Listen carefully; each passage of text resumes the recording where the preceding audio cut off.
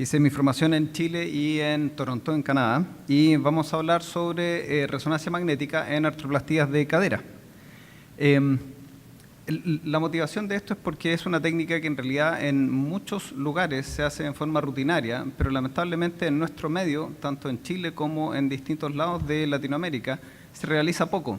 Y se realiza poco porque aún existe temor de realizar esta técnica, pero en realidad nos da muchas utilidades, así que el propósito es justamente que podamos revisar eso en forma breve, cuál es la teoría detrás de esto, cómo hacerla y las ventajas que nos puede entregar. Entonces queremos reconocer la importancia de la resonancia magnética en la evaluación de los pacientes con artroplastía, queremos revisar la racionalidad del protocolo de resonancia magnética y también ilustrar las diferentes complicaciones o patologías que ocurren en estos casos. Solamente como marco de referencia, sepan que, por supuesto, la artroplastía de cadera es una técnica quirúrgica que es muy frecuente, mejora expectativa de vida, mejora calidad de vida y es la cirugía ortopédica más frecuente después de la reparación de las fracturas. Se realizan más de 1 millón de artroplastías de cadera al año en el mundo, de manera que es una cirugía que es tremendamente frecuente y en nuestro medio también es muy frecuente. Y el estudio por imágenes es importante no solamente en el paciente postoperado, sino que incluso de antes, en la planificación quirúrgica, en el postoperatorio inmediato y en el seguimiento postoperatorio más tardío. Pero tenemos que estar, como radiólogos, familiarizados con la imagen normal y con la imagen patológica de los pacientes con artroplastía. Nuevamente, como marco de referencia, hay muchas formas de clasificar la artroplastía y no nos vamos a detener mucho en eso. Pueden ser artroplastías parciales, unipolares, bipolares, pueden ser artroplastías totales que pueden o no tener fijación no cementada, cementada, híbrida, en fin, hay muchas formas de clasificarlo, pero me quiero detener en esta forma de clasificación que es por los pares de fricción. ¿Qué significan los pares de fricción? Hay un área de la física que se dedica a esto y es cómo es la fricción entre los diferentes materiales. Y existen, por supuesto, muchas combinaciones de materiales que podemos usar, como estamos viendo en esta imagen. Por ejemplo, se puede usar metal con polietileno, se puede utilizar cerámica con polietileno, cerámica con cerámica o metal con metal. Lo que sí tenemos que tener claro es que las técnicas que existen actualmente para construir materiales protésicos han mejorado mucho y los materiales son de mejor calidad. Pero independiente de que su calidad y que su resistencia mecánica ha mejorado, es inevitable que se liberen partículas de diferentes materiales. Se liberan partículas de polietileno, se liberan partículas metálicas, se liberan partículas de cemento. Y eso es inevitable aunque hayamos mejorado la calidad de los materiales. Por ejemplo, el polietileno actualmente es de un peso molecular muy alto y tiene uniones cruzadas, y eso le da mayor resistencia que el polietileno que teníamos hace unas décadas atrás. Pero se sigue desgastando y sigue liberando partículas. La cerámica, todas estas prótesis que tienen recubrimiento cerámico liberan pocas partículas, menos que las que libera, por ejemplo, el polietileno. Pero igual libera partículas y son partículas pequeñas y que son capaces de generar reacciones inflamatorias locales, como vamos a ver. Y uno de los grandes problemas es estas prótesis que tienen recubrimiento metal con metal. Esas prótesis habitualmente son con aleaciones de cromo-cobalto y esas aleaciones de cromio-cobalto son muy problemáticas porque generan bastante reacción inflamatoria y ya vamos a ver los mecanismos fisiopatológicos de cómo lo hacen. Existe un tipo especial de artroplastía que quiero que tengan en su cabeza y que corresponde a las artroplastías de superficie o de recubrimiento. Son estas artroplastías que permiten mantener un buen stock óseo en caso de que se requiera hacer una artroplastía de revisión y por eso se usa en general en pacientes jóvenes, como ven en este caso, un paciente con artrosis muy avanzada precoz. Y este paciente probablemente, si lo operamos muy joven, va a requerir revisión a futuro. Entonces la resonancia magnética pasó de ser una contraindicación absoluta en los pacientes con artroplastía a ser una contraindicación relativa y para transformarse actualmente en un examen que es muy valioso en la evaluación de los pacientes con artroplastía. Es decir, no solamente no está contraindicada, está indicada como primera técnica de elección en muchos casos. Y como ven en estas imágenes, podemos minimizar bastante el artefacto metálico para ver la estructura ósea y las estructuras de partes blandas que viven alrededor de la prótesis. Muy bien, entonces, ¿cómo funciona el problema del metal y la resonancia magnética? Se va a producir susceptibilidad magnética. La susceptibilidad magnética significa que va a haber una distorsión, un artefacto en cómo se registra la imagen, los voxels que viven alrededor del metal. Entonces, si nos imaginamos que este cuadrado azul que hay ahí en la pantalla es nuestro campo de visión, En ese campo vamos a tener una gradiente de fase y vamos a tener también una gradiente de frecuencia.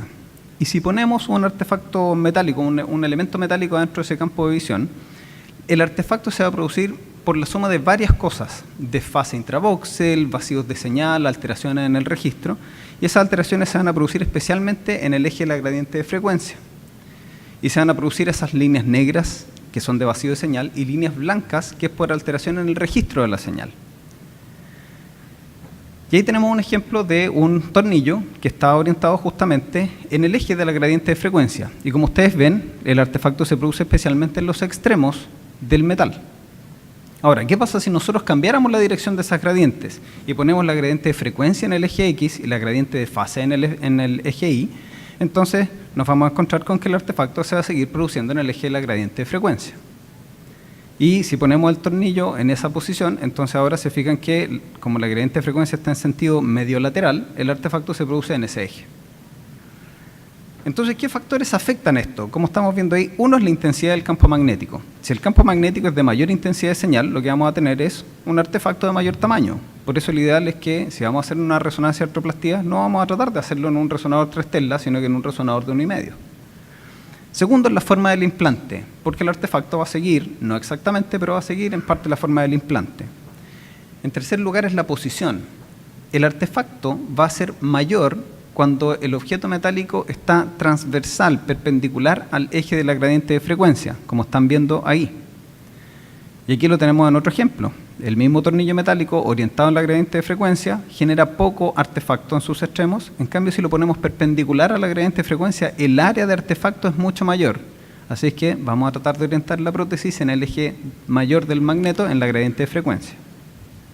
Y por último, la composición del implante influye mucho, porque hay diferentes tipos de metal. Hay metales que son ferromagnéticos, como el hierro, níquel, cobalto, y hay metales no ferromagnéticos. El problema es que los metales ferromagnéticos están muy presentes en las artroplastías de cadera.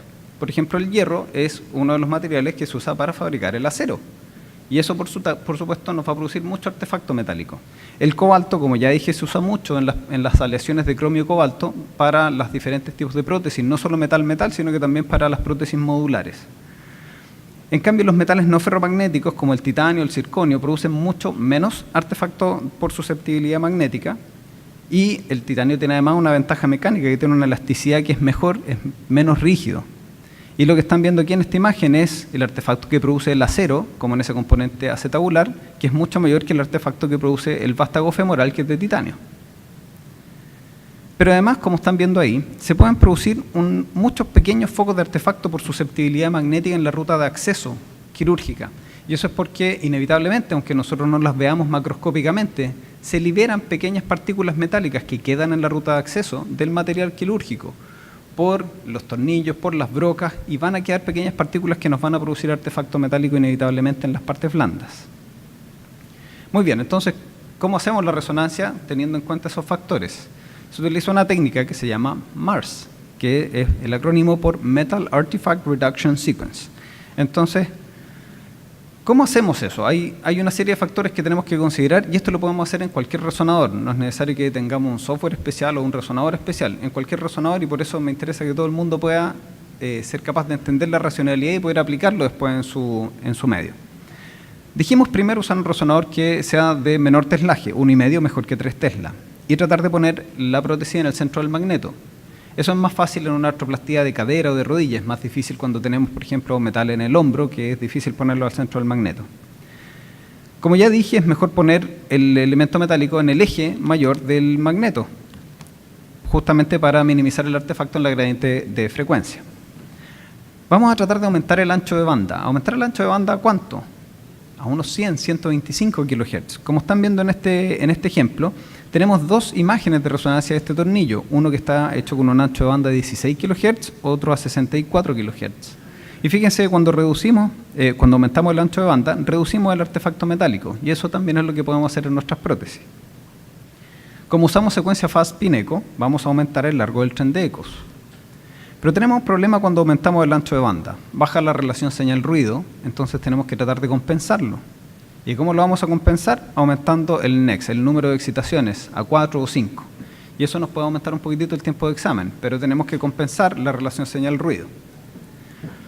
Y por último, este elemento es crítico y es muy sencillo de resolver, que es disminuir el tamaño del voxel. Al bajar el tamaño del voxel, disminuye importantemente la susceptibilidad metálica.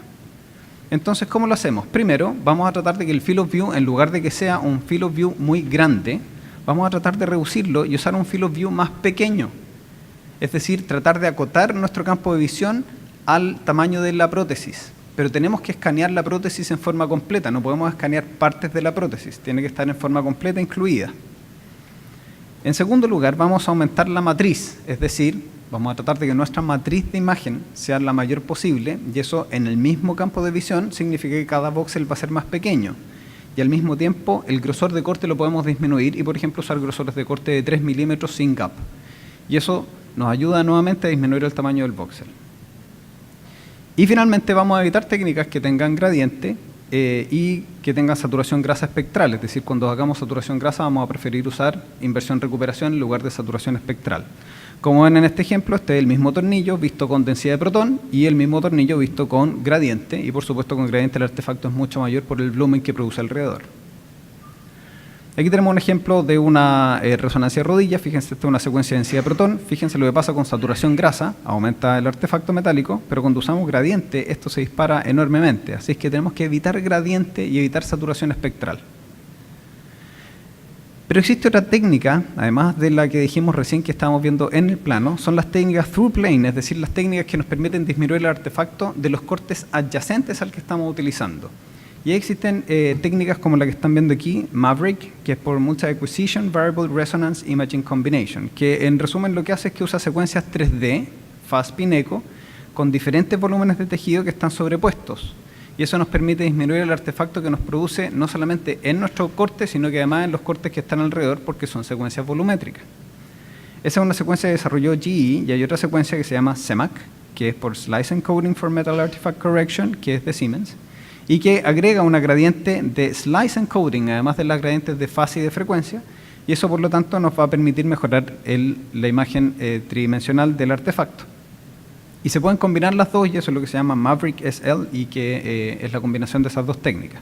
En la imagen superior están viendo una imagen obtenida con la secuencia Maverick, y si ustedes se fijan es una prótesis que es modular, es decir, que tiene múltiples componentes, pero se dibuja perfectamente el pseudotumor que hay alrededor de la prótesis. Y esta es una secuencia obtenida con CEMAC, y fíjense cómo las pequeñas partículas metálicas que hay alrededor se pueden identificar bien, y podemos ver en bastante detalle tanto el tejido óseo como de partes blandas periprotésico. En artroplastía de cadera también podemos usar resonancia para evaluar no solamente la prótesis, sino que además nos permite evaluar el hueso inmediato, las partes blandas que están inmediatas a la prótesis, y es superior tanto a la radiografía, a la tomografía computada, como al ultrasonido, para evaluar los pacientes con prótesis sintomática. Quiero hacer una mención especial de este tipo de secuencias que se llama Propeller. No sé si alguien usa este tipo de secuencias, que son secuencias que tienen diferentes nombres según el fabricante, Propeller, Blade, Multivane, y que son secuencias que están destinadas a disminuir el artefacto de movimiento. Es una técnica que es muy útil, sobre todo en pacientes que tienen pequeños movimientos, pacientes mayores o con algún tipo de temblor, y que no podemos obtener secuencias sin el artefacto de movimiento. Entonces se hace esta lectura radial del espacio K, y se ocupan líneas que van pasando en forma radiada por el espacio K. Y como ustedes están viendo, disminuye esto es sin y esto es con Propeller, y podemos disminuir mucho el artefacto de movimiento. El problema es que al hacer una lectura en múltiples direcciones, la gradiente de fase y de frecuencia va rotando, y por lo tanto se va a producir más artefacto metálico, como están viendo en esta imagen de la literatura. Así es que es una buena idea usar este tipo de secuencias en los pacientes que se mueven. Es mala idea usarla si tenemos algún elemento metálico. Muy bien, entremos ahora en patología. Los pacientes con artroplastía tienen complicaciones derivadas de la artroplastía. Entonces, hay complicaciones precoces, hay complicaciones tardías. No quiero entrar en tantos detalles escribiendo cada una, pero sí quiero que sepan que muchas de las complicaciones vamos a poder resolver la pregunta utilizando técnicas convencionales, radiografía simple, tomografía computada, pero en algunos casos no vamos a poder resolverlo y vamos a necesitar recurrir a resonancia magnética. Partamos hablando entonces de la enfermedad por partículas. La enfermedad por partículas involucra un montón de términos que quiero dejar claros para que no haya confusión. Entonces, como dije, independiente del material de la artroplastía, se van a liberar partículas, polietileno, metal, cemento, y que van a producir algún tipo de reacción en los tejidos periprotésicos. Entonces han aparecido algunos términos como este que es de ALTR, que son reacciones adversas del tejido local, y que se refiere a cualquier reacción periprotésica, da lo mismo si está o no está relacionada con desgaste. Así que es un término muy genérico, no especifica si tiene o no relación con desgaste, si tiene o no relación con metal. En cambio, este otro término, ARMD, significa reacciones adversas al detritus metálico. Eso se refiere a reacción periprotésica, pero es atribuible al desgaste de la lesión metálica. La metalosis se refiere específicamente al depósito local de detritus metálico y que da una coloración negra o grisácea a los tejidos periprotésicos. Y el pseudotumor es la presentación clínica y radiológica de una masa aséptica periprotésica, que vamos a mirar en detalle a continuación. Así es que estos términos, como ustedes ven, no son exactamente iguales entre sí y hay que tener claro a qué nos referimos cuando definimos cada uno. El término más genérico, que involucra como un gran paraguas todo esto, es decir, enfermedad por partícula. Muy bien, revisemos la fisiopatología, y esto hay que entenderlo porque no todas las masas periprotésicas y no todas las reacciones periprotésicas son iguales y no tienen la misma implicancia. Entonces existe un primer tipo que se llama reactividad metálica, y digo metálica entre comillas porque no necesariamente es por culpa del metal. Puede ocurrir por desgaste del polietileno, puede ocurrir por desgaste de cemento y otros materiales. Así es que cualquier elemento, no necesariamente metálico, puede generar esta respuesta.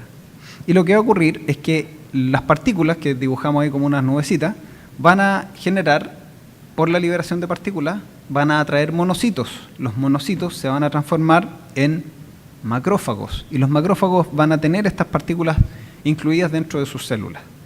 Y luego lo que va a ocurrir es que la reacción inflamatoria con más mediadores químicos de inflamación y citoquina va a llevar a que algunos de estos macrófagos van a transformarse en osteoclastos, y los osteoclastos van a aumentar su actividad y vamos a tener osteolisis periprotésica, y al mismo tiempo los osteoblastos que viven en esa zona van a disminuir su actividad, es decir, vamos a tener más destrucción y menos formación de hueso.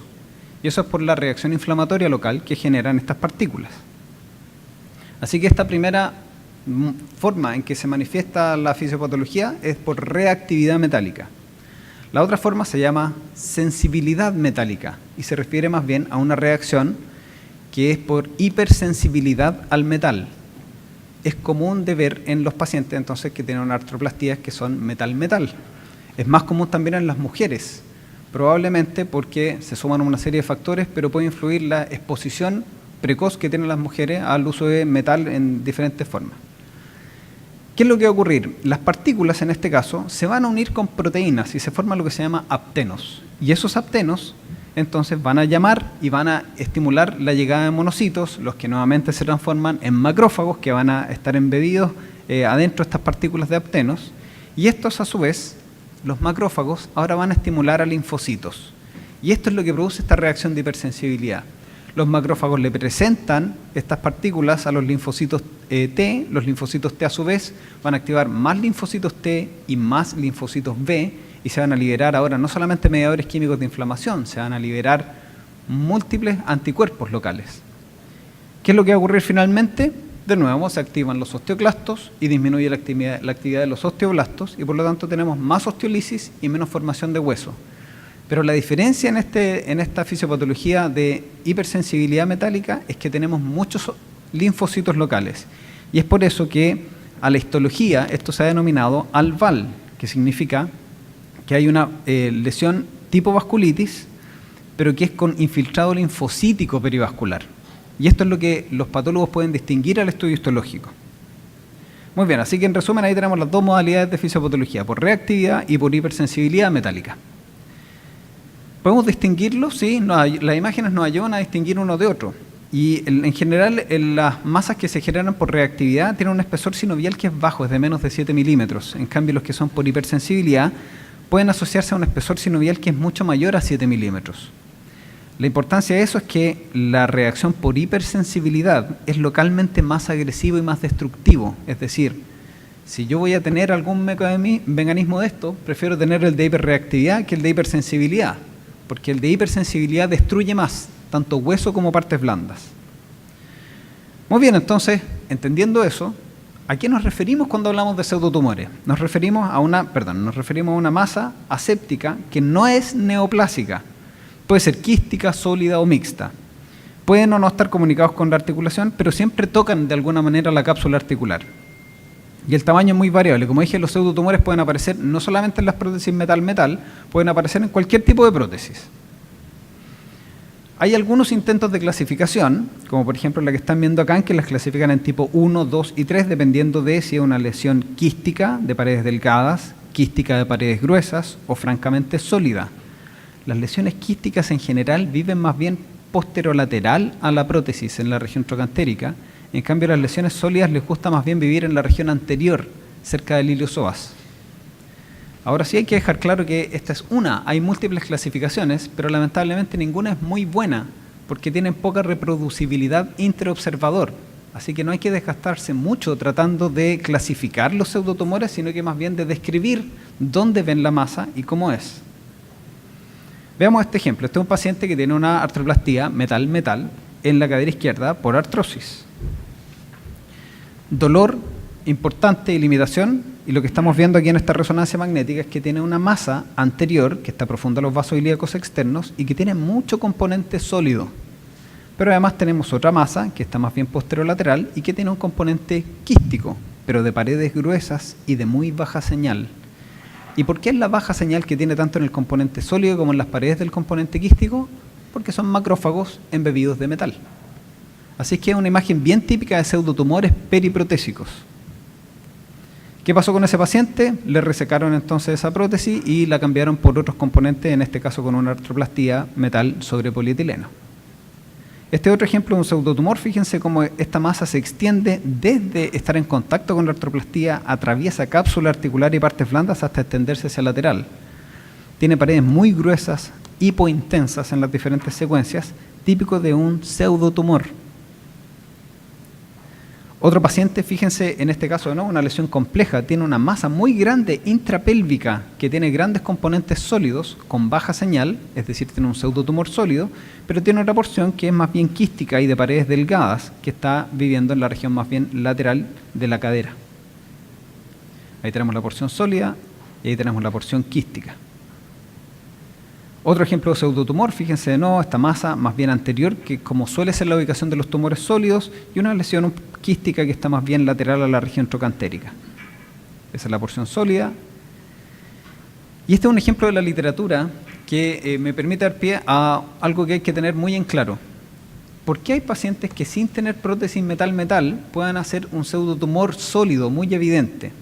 Bueno, este es un paciente que tenía una metal sobre polietileno, con mucho dolor, había hecho osificaciones heterotópicas, le hicieron un recambio protésico, pero fíjense que en la primera y en la segunda cirugía la prótesis era modular, es decir, con múltiples componentes que se van ensamblando durante la cirugía. ¿Qué es lo que ocurrió? El paciente después de un año vuelve de nuevo, pese a la artroplastía de revisión, vuelve con dolor y limitación. Y lo que tenía era un pseudotumor muy grande, muy complejo, predominantemente sólido. ¿Por qué si le habían puesto una artroplastía que no era metal-metal, y es una artroplastía que está recién puesta? ¿Cómo desarrolló un gran pseudotumor sólido si no tiene metal-metal? Bueno, la respuesta es porque cuando miran adentro de los componentes modulares se dan cuenta que hay mucha corrosión metálica. Y el problema es que le tuvieron que volver a cambiar la prótesis nuevamente, y es porque las prótesis actualmente, muchos traumatólogos usan prótesis modulares, es decir, en vez de que tenga una sola pieza femoral, tiene un vástago femoral que se une a un cuello protésico que se une a una cabeza protésica, y en cada uno de estos puntos en las prótesis modulares se va a generar desgaste, se genera desgaste metálico, y ese desgaste metálico favorece de nuevo liberación de partículas.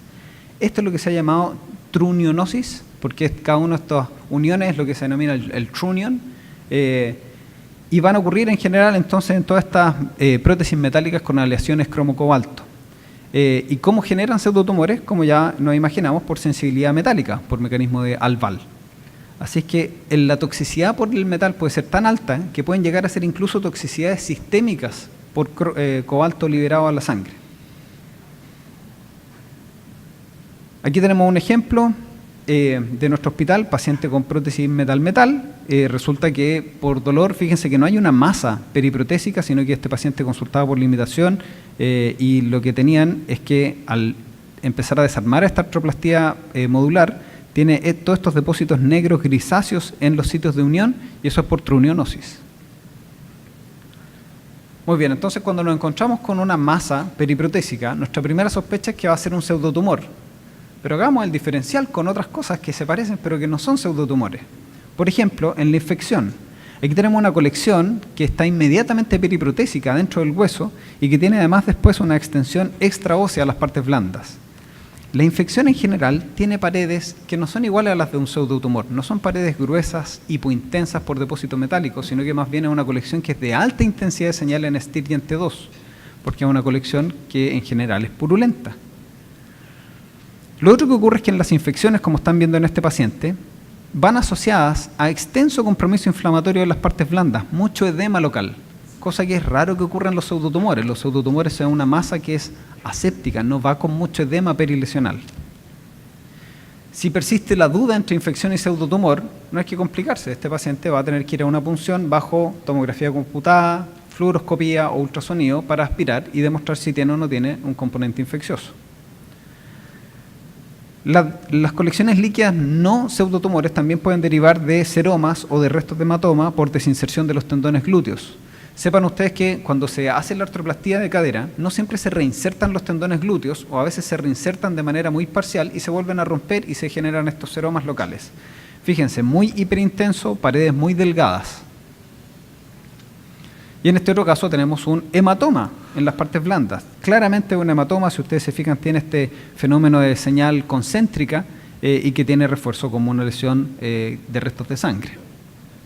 Así que es identificable dependiendo del tiempo de evolución del hematoma, por supuesto.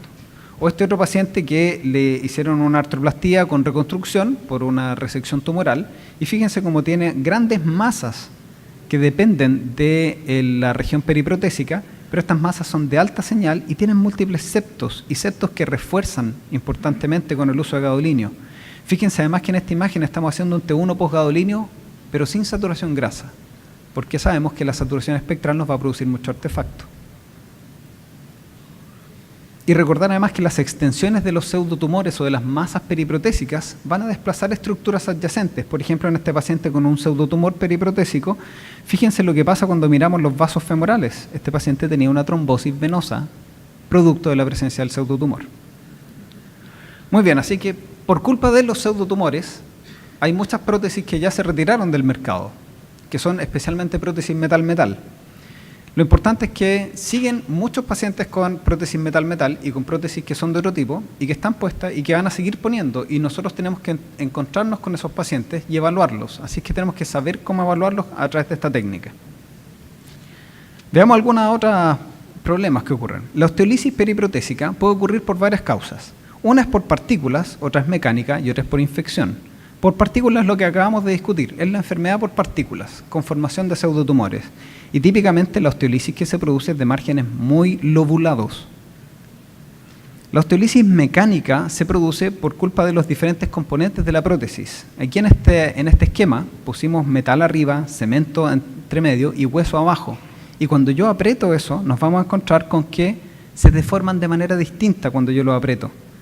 El metal se deforma poco, el cemento se deforma más y el hueso se deforma más todavía. Y eso significa que se va a ir desplazando una superficie sobre la otra y eso es lo que genera la osteolisis mecánica. Y por último podemos tener osteolisis por infección. Este es un caso de osteolisis mecánica, fíjense en los sitios típicos, cerca de la zona de 1-7 de Gruen y abajo cerca del extremo del vástago femoral. Quiero que recuerden que la osteolisis periprotésica, la técnica más sensible para detectarlo es resonancia magnética. Y puede detectarlo antes incluso que las otras técnicas.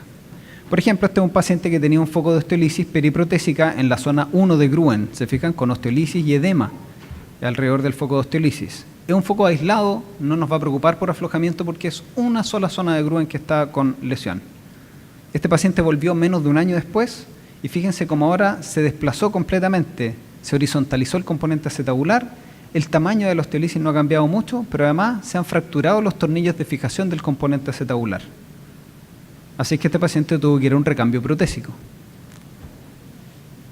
Respecto a la infección periprotésica, no quiero entrar en tanto detalle, solamente quiero que sepan que es distinguible en resonancia magnética de un pseudotumor y cuando es un caso complejo podemos puncionarlo. Por supuesto, en este caso, por ejemplo, no hay mucha duda, vemos la colección periprotésica inmediata y toda la extensión con la fístula que se extiende hasta las partes blandas. Y si persiste alguna duda, podemos hacer punción bajo fluoroscopía, tomografía computada o bajo ultrasonido para tomar muestra. Otra complicación es la fractura periprotésica. De nuevo, la fractura la vamos a encontrar habitualmente con radiografía simple, pero las fracturas que ocurren en general son más frecuentes en artroplastías de revisión más que en las artroplastías primarias. ¿Cuáles son los sitios más frecuentes de fractura? Cerca del extremo del vástago femoral, ramas pubianas, región trocantérica. ¿En qué nos va a ayudar la resonancia magnética? Vamos a ejemplificarlo con este caso. Este es un paciente con artroplastía, fíjense, una gran fractura de la región trocantérica que está desplazada. Además, el paciente tiene una enfermedad de Payet de la hemipelvis derecha y no hay ninguna duda de que aquí hay una fractura. La tomografía computada, bueno, nos vuelve a confirmar la fractura y la enfermedad de Payet que tiene en la hemipelvis, pero la resonancia magnética nos permite información que no nos permitían las otras técnicas y nos dice exactamente a dónde está llegando cada músculo y cada tendón. Y esa información que el traumatólogo necesita para la planificación quirúrgica y que no la tenemos con las otras técnicas de estudio. Otro ejemplo, un paciente con prótesis, fíjense que tuvo una caída y podemos identificar perfectamente la fractura que tiene la rama isquiopubiana. Otro paciente con artroplastía de cadera y que se dibujan perfectamente las fracturas por estrés de las alas sacras. Así que podemos identificar sin problema todos esos focos de fractura. Y en la osificación de heterotópica alrededor de la prótesis está la clasificación de Brucker, que va aumentando dependiendo del tamaño de la osificación. De nuevo lo vamos a poder ver en radiografía simple sin problema, pero ¿en qué nos ayuda la resonancia? Nos ayuda de nuevo en la planificación quirúrgica. Si el traumatólogo quiere saber dónde están los focos de osificación heterotópica y qué estructuras musculares y tendinas llegan ahí, es la resonancia la que nos va a permitir resolver esa pregunta para la planificación quirúrgica.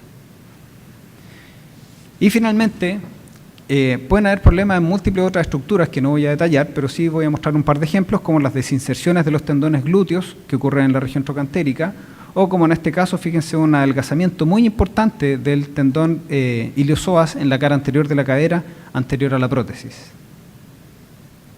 En conclusión, revisamos los requisitos técnicos para hacer una resonancia magnética en los pacientes con prótesis. Sabemos que la resonancia magnética nos permite evaluar las complicaciones periprotésicas, especialmente la enfermedad por partículas y su diferencial, y conocer estas técnicas nos va a facilitar el diagnóstico precoz y, por supuesto, el tratamiento precoz de estos pacientes. Muy bien, y si quieren, en honor al tiempo, podemos revisar al tiro algunos ejemplos de casos y pueden sacar su celular para quienes bajaron la aplicación. Para que revisemos algunos casos. Este es un paciente que lo mostré y que tiene una artroplastía metal-metal.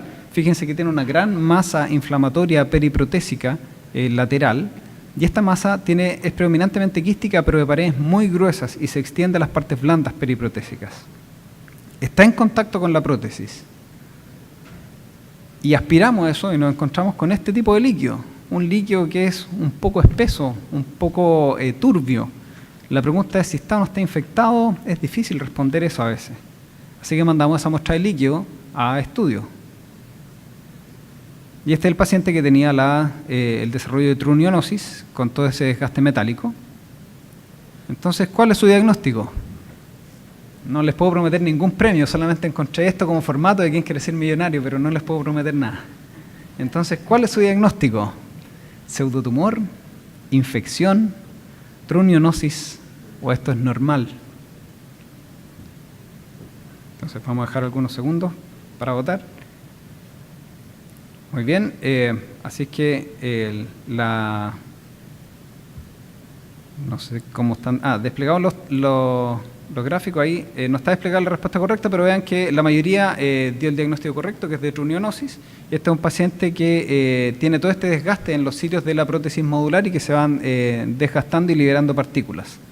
Así es que muy correcto.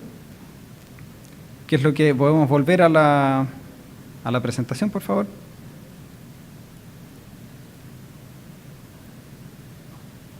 Eso es. Entonces lo que ocurrió con este paciente es que tuvo que ir a un recambio protésico. Lo que están viendo aquí es que cambiaron esa prótesis metal-metal por un componente acetabular con polietileno y un componente femoral con una cabeza de cerámica. Y este es el resultado final en ese paciente. Y que ahora anda feliz disfrutando de la vida en su moto paseando por la cordillera de los Andes. Muy bien, otro caso. Este es un paciente de 20 años con un tumor en el fémur izquierdo proximal. Entonces nos encontramos con esa masa intraósea que compromete cabeza, cuello femoral, pero que si uno mira con detalle tiene varios focos de extensión extraósea. Pueden ver la señal en las diferentes secuencias, excéntrica, toca la superficie articular. Entonces la pregunta es, ¿qué es lo que creen ustedes que es esto? ¿Quistosio simple? ¿Quistosio neurismático? ¿Tumor de células gigantes o displasia fibrosa?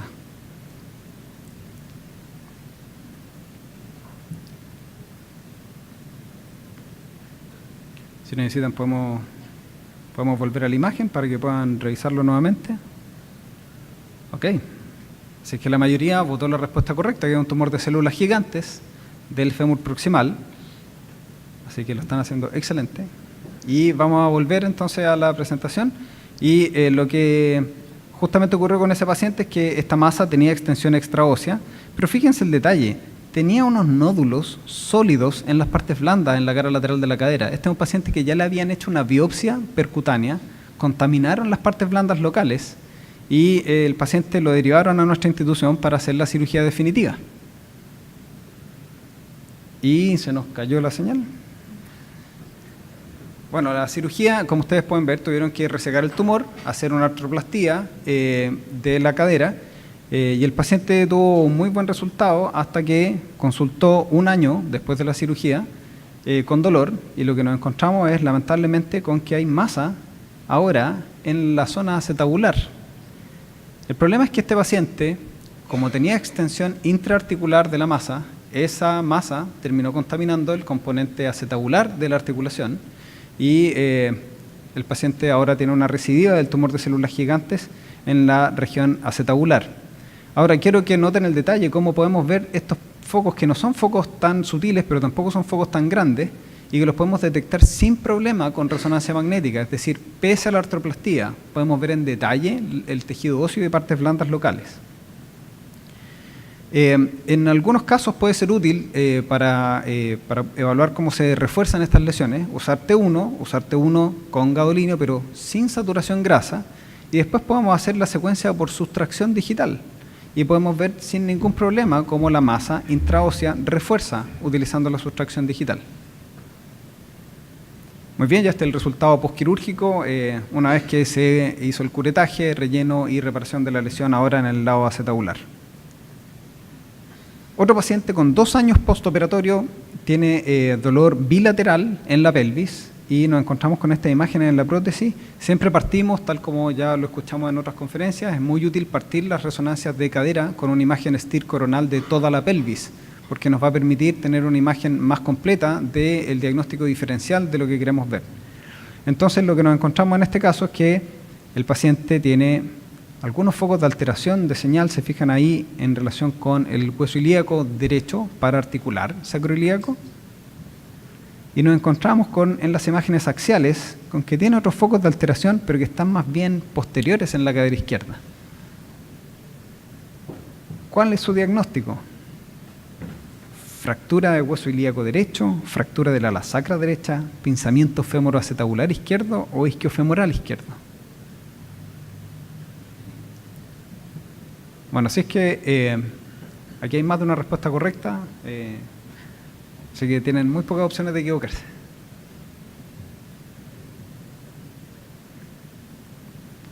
Y si tenemos las respuestas.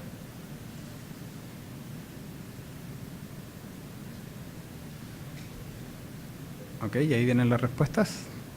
Entonces, bueno, efectivamente este paciente lo que tiene es una fractura al lado derecho, tiene una fractura del hueso ilíaco derecho en ubicación paraarticular, pero además tiene este foco de pinzamiento isquiofemoral en el lado izquierdo. Así que este paciente tiene más de una causa de dolor y eso explica que tenga dolor a los dos lados. Como repito, pese a la presencia de la artroplastía, usando un protocolo adecuado, podemos responder perfectamente no solamente el diagnóstico, sino que hacer los diagnósticos diferenciales de dolor en estos pacientes. Muy bien, podemos volver a la presentación. Creo que este es el último caso, 80 años, un paciente con masa periprotésica derecha. La primera pregunta ¿es un pseudotumor? Es como lo derivan, pero si nos fijamos en detalle, la alteración es de una gran masa periprotésica, pero fíjense que no es el único foco de alteración de señal que hay en la pelvis, tiene múltiples otros focos de alteración de señal en el isquion del otro lado, en la porción posterior de la pelvis, que se ven en el STIR, se ven en el T1 y se ven en este T1 posgadolíneo. Masa predominantemente sólida, casi nada de componente quístico y múltiples lesiones intraóseas. Estas son las imágenes axiales, de nuevo una gran masa periprotésica que tiene bastante refuerzo, es predominantemente sólida, pero tiene múltiples otros focos de alteración. ¿Cuál es su diagnóstico? Pseudotumor, infección, metástasis. Son imágenes artefactuales.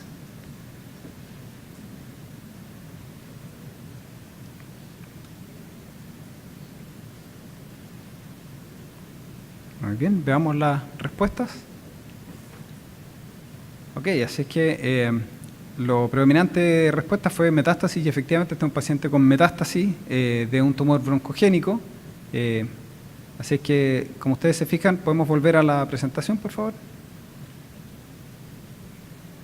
Esta es la radiografía de ese paciente. Evidentemente la radiografía nos muestra que hay una gran masa lítica periprotésica derecha, pero no nos permite ver en detalle las metástasis que hay en otras zonas de la pelvis. A esto me refiero con que la radiografía nos ayuda a responder muchas preguntas, pero en este caso es la resonancia la que nos permite hacer el diagnóstico diferencial de tumor versus pseudotumor periprotésico y nos permite además diferenciar esto y que corresponde a metástasis de un tumor primario que tenía otra ubicación.